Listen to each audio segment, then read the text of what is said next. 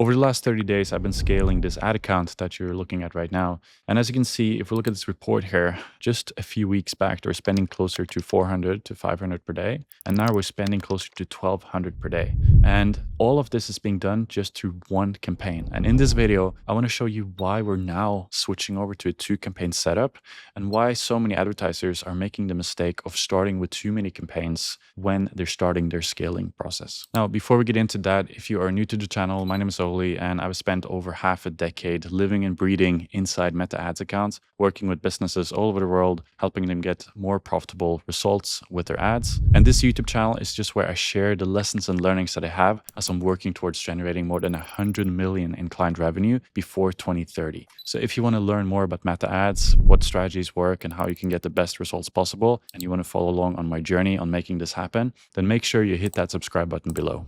So as you can see, this is an e-com brand that I'm currently working on scaling. They came to me in the beginning of this year. And as you can see now, over the last 30 days, we increased sales by more than 100%, more than doubled sales. And as you can see, the net profit is just more than quadrupling. So we're doing really well here and we're scaling really fast while ROAS is staying very consistent and very healthy for this brand. And we're making all of this happen with just one campaign in their ad account. And when I started working with this business, they had two main questions. The first question they had was how many campaigns they should run with. And the second question they had is how do they scale? How much should they increase the budget? How fast should they increase it? How much creative testing do they need to do to scale? And all of that I want to explain to you in this video here, because the first thing we did when we started working with them was focusing and consolidating the ad accounts. Now, when we started, they were scattered across too many different campaigns, too many different products that they wanted to focus on, but it was just too early for the business. Now, the problem was they had actually a few different hero products. So a few products that were very effective at generating new customers, essentially. But the problem was they were then spreading their ad spend, which was below 400 per day, on multiple different products. So the first thing that we did, and I want to show you in this ad account here, if we go back to January right here, and we look at the spend allocation in the beginning, let's actually go all the way back to December until January. So as you can see here, they were having multiple campaigns running. So this is the campaign we're running now, the top of funnel creative testing campaign. But as you can see, they were running with this campaign here, this campaign here, this campaign here. They had another one here. So it was all kind of spread across and then another one here. So it was spread across multiple different products and they were just scattered across too many different variables in their ad account. Now, the problem with that is a few things. Number one, you're not getting the maximum amount of data per ad set that you would get if you were consolidating and focusing your ad spend. And to be able to tap into the power of Meta's algorithm, you need volumes of data and fresh data. You want to have as much data as possible coming into your ad set because that's where the learning happens. And that is why, Meta is so powerful. It has so much data on the users. And if you are feeding data into your pixel and into your website and into your ads, then Meta can connect that data with their user data and the targeting of your campaigns, like who you're targeting and the timing of when they're seeing your ads will become super, super effective. And that is when you can scale extremely fast. And that's the beauty of performance marketing with Meta ads. But the only way to tap into that powerful algorithm is if you feed your ad sets with volumes of data, ideally more than 50 conversion events every week. That is how you get out of Learning Limited, which is just like a statement that Meta will put on your ad set if you're getting less than that, because it is that important. But you can still get good results with less than 50 conversion events. But this is the point here. You want to consolidate to get 50 conversion events every week. And if Meta has that amount of data and that amount of fresh data, you want to have it in a 7-day period, that's how you're able to tap into the algorithm. So first thing we did was consolidating. And just by doing that, so we went through all of their campaigns, found the best ads. So we looked at the performance, we found ads that made sense to continue running with. We put all of them into one ad set. So I want to show you here.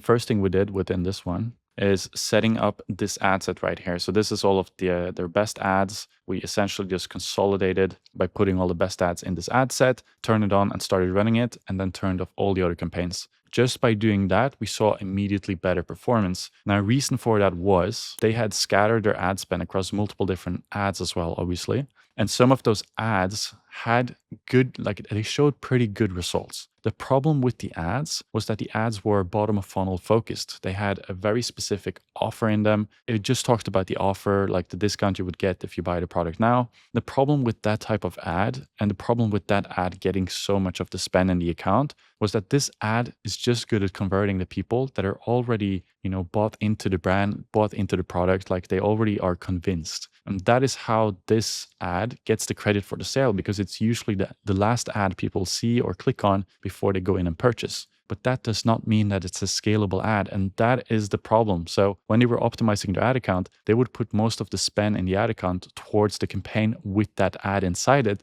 But that doesn't make sense because this ad doesn't create demand. It was the other campaigns in the account that actually created the demand and kind of inflated the results for this particular campaign and ad within that campaign. So that was the problem. So just by consolidating and putting all of the ads within one ad set within this campaign here, Meta was able to figure out that this ad shouldn't actually have that much spend. And then we actually saw other ads becoming the winning ad. So just by doing this process without doing any creative testing or anything else, we saw immediate better results. Now, of course, we didn't stop there. So we put all of the best ads within this one ad set, and then we started to do our testing process, which is essentially every week we put in a new ad sets within this campaign. The aim for us is to have one set of ads put into a new ad set launched in this campaign every week. So when we launched batch number 1 here, so let me look at the last 30 days because I want to show you the data here. You can see that immediately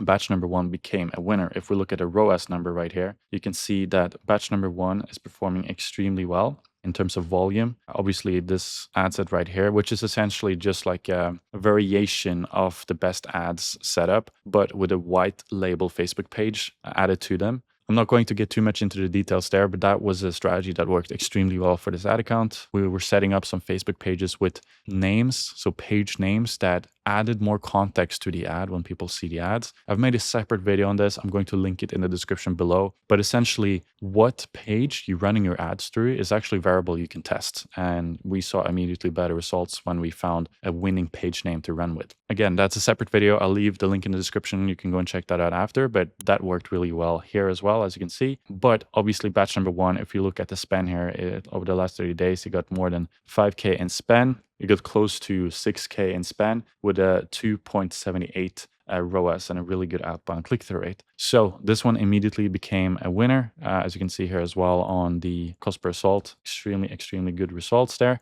And a big reason why we were able to find these winners was all of the research and the ideation that we did before actually launching them. Essentially what we did, we went to their top competitors in their space that were doing the best. We looked at what they were running with. We identified what likely was the winning ads that they were running with. We took those ideas, applied it to their business, and immediately that worked really well. So that's how we leveled up the account. So that was week 1. And then we continued this process of launching new ad sets with about 4 to 6 new ads in every ad set. Now we will continue this process, but right now this account, as you can see on the campaign here, we're spending more than 1,200 per day. And this is where it starts to make sense to layer on another campaign. And this is what I call the scaling campaign. And as you can see, I've added that scaling campaign as a draft here. We have not launched it yet. I wanted to actually show you guys the process of how we do this. So what we do here is we set up an Advantage Plus sales campaign, and we put all of the winning ads from this testing campaign into the scaling campaign so that we can force a certain amount of spend every day into the winners. Because inside here, what we're doing is we're testing new ads. We were launching new stuff, putting in new variables that aren't necessarily proven yet in this account. So that will affect the momentum of this campaign here. Now, besides that, we're also running with highest volume bid strategy in this campaign, the testing campaign. But what we want to do here is that when we have multiple winning ads, proven ads in the scaling campaign, we can actually go ahead and switch from highest volume to a cost per result bid strategy. What's beautiful about that is when the account budget, let's say it's closer to 70, 80% of the account budget is going to the scaling campaign, then of course it becomes risky to just optimize for spending our budget every day, right? So what we can do is we can switch over to a cost per result goal, and that will allow us to protect our profitability as we're scaling. Reason for that is you've probably seen this if you're running ads. Some days the results will just drop off a cliff. and you shouldn't have spent as much money as you did on that day. And also for a lot of businesses, some weekdays it doesn't make as much sense to, spend as much money on ads that you're doing. And also you as the advertiser, you can't predict when you're going to have these bad days, but Meta's algorithm can help you predict it because they have a lot of data, fresh data on their users. They see the potential in the market. They see how expensive it is to advertise. So if we tell Meta the profitability that we need, Meta can then reduce the spend during the times when there isn't as great potential as you want it to be. And this is why we're layering on another scaling campaign in addition to the testing campaign because of the level of spend we've gotten to. But in the beginning, as we started, it doesn't make sense to have a scaling campaign because we didn't have any proven winners yet. But now we're starting to find these proven winners and we want to maintain momentum on them. And we want to be able to start going over to using a cost per result goal to protect our profitability and scale more profitable. Because this business, it's very important that things are always profitable. It's not about, just getting in customers at break even. For some businesses with a more recurring business model, that makes a lot more sense. But in this case here, we need to be profitable on every order that comes in. So that is why we're switching over to this strategy. And I think for most businesses, if you need to be profitable on the first order, this makes a lot of sense. Especially, it makes a lot of sense when you get to this spend level. So the process that I follow here is I go into the testing campaign, then I go and find the best performing ads, and then I just put the post idea into the scaling campaign. And that way I can keep the social engagement and the momentum from the testing campaign as I'm adding them into the scaling campaign. If you don't do this process, unfortunately, the social engagement will not be transferred over to the other campaign. And if you have a lot of comments, a lot of likes, that's very, very important to maintain as you're putting these ads into the scaling campaign. So I'm going to go into this ad here and just show you the process of how to do this. So I'm clicking edit. And then what you want to do is click here. And then you want to go to see post, Facebook post with comments, then open it up. Then you want to find the ID here. So after posts, you'll have a number in the URL section. This is what you want to copy. Then we go back to the ad account. We go back into the scaling campaign. So I'll go in here, click on winners. Then I'm going to click create. Then you want to put like winning ads, continue. Then you want to go down and make sure you put use existing post under ad setup. Then we're going to go down here, select post, and then paste in the ID, click enter. Now we found the post here, click it, continue. And now you will see that the social engagement here is transferred over. So you can now launch the ad in the scaling campaign while maintaining all of the social engagement. Now, the only problem here is that for Instagram, in this case, the social engagement will not be transferred over. So this will only be for Facebook. But in this case, the majority of the results are coming from the Facebook placement. And unfortunately, this process is not possible to do with Instagram. That being said, I will still recommend doing it this way, even if you get the majority of your results from Instagram, because you will still get the Instagram placement included. And very often the social engagement, it's not as important on Instagram as compared to Facebook. So this is the best possible way to do this. So I would just continue and do the same process for the other winning ads, put them into the scaling campaign. And then what you want to do here is that you want to start with a budget for the scaling campaign that is actually lower than the testing campaign. So you would start with a budget that is about 20 to 25% of the testing campaign. So in this case, we will start with a budget of around 312. That's 25% of the current budget on the testing campaign. And then we'll just save it as draft here. I'm not going to publish it yet. But this is the way that we want to start because I want to build momentum on the scaling campaign before I increase the spend in the account too much. If I were to just launch this with the same amount of spend as we currently have in the testing campaign, 1200, then we will massively increase. We would like drastically increase the budget level for the account, which could be very risky because that could make us go way beyond our scaling cap. Maybe we would have massive diminishing returns at a certain spend level, and we would actually need a bunch of more creatives and better creatives to be able to get to that spend level. So that is the reason we want to build some momentum here. We want data coming into the ad set, and then we would increase by 20 to 25%. You could also do bigger jumps depending on the state of your business to get up to the same spend level as the testing campaign and then above and beyond. Now we want to continue the testing process with the testing campaign here as we're doing every week, launching in new ads. And what you want to do here is every time you launch a new ad set, so I'll just show you an example here. So let's say we were to launch batch number 3 now. So I'm not going to put in the ads, but I just want to show you here. It's very important that we continuously get data on these ad sets that we're launching with the new ads, because if we don't, then we're not going to be able to test and have conclusive data on these ads if they're winners or not. So this is what we do. To avoid the situation of not getting any spend on the new ad sets that you launch inside this campaign, you want to go down to budget and schedule. And as we're setting up batch number 3 here, we want to go to ad set spending limits. And then you want to set the minimum. You want to switch over to value.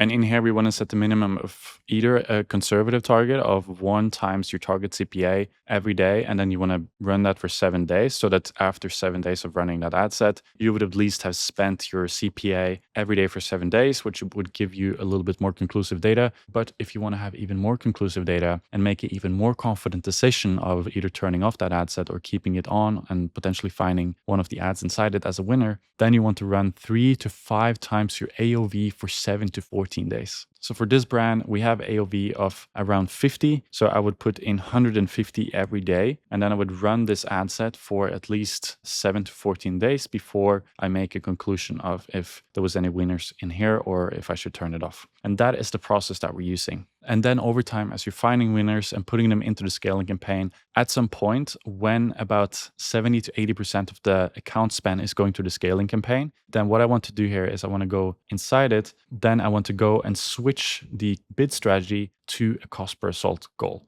And then on the ad set, you would put in what that goal is going to be. So for us, that target would be around 25, but in the beginning, I would probably start closer to 30. And then I would make sure that as I'm putting in this CPA target, that the campaign continues to spend, nothing weird happens. And then I could go in and over, a few days, I could get it down to 28, wait another 7 days, get it down to 27. And this is just a conservative way of like getting your cost per result goal down to the level that you would have it at without messing up the momentum. Because sometimes what can happen is you put on a CPA goal and then immediately, because of the predictive modeling of the campaign, it messes up something and the momentum drops. Like you're not able to spend the daily budget that you've set for the campaign. And this is the process I would follow. And I've made a complete guide for all of the different account setups depending on your spend level. So if you want to get access to this, just let me know. Here we go from 0 to 1K per day, 1 to 5K, and then 5 to 10K per day, and the different setups and campaigns that you should have inside your account. I also made a video explaining all of this that you would get together with this overview. So if you want to get access to that, just check the link in the description and I'll send that over to you.